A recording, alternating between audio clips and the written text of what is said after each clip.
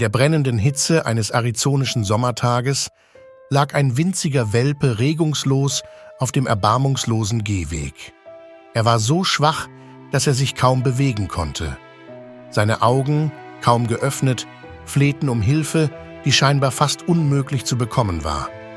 Wie das Schicksal es wollte, deren Herz beim Anblick des leidenden Welpen schmerzte, es nicht ertragen, ihn seinem schlimmen Schicksal zu überlassen. Mit sanften Händen hob sie das zarte Geschöpf auf und wiegte es in ihren Armen. Der zitternde Körper des Welpen war kaum mit einer dünnen Schicht Fell bedeckt und sein jämmerliches Weinen zerriss ihre Seele.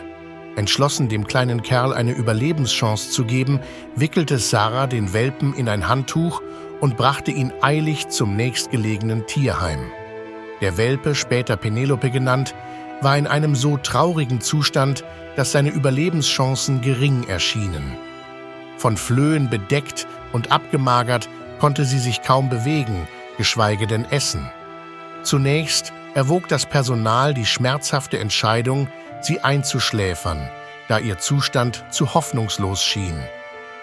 Die Ärzte, beim Anblick von Penelopes Zustand, wussten, dass es ein steiler Kampf werden würde, aber sie konnten sie nicht ohne einen Kampf gehen lassen.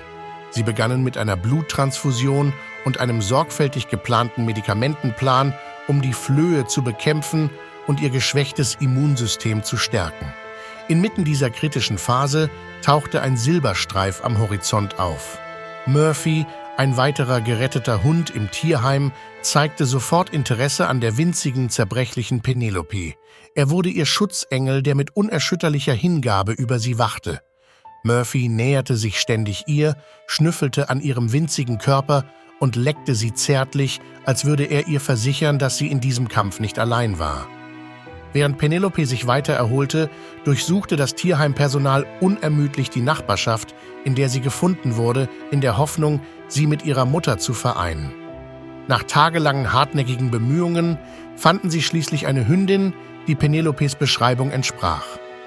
Auch die Mutterhündin war in einem schwachen Zustand und trug die Narben des Lebens auf der Straße.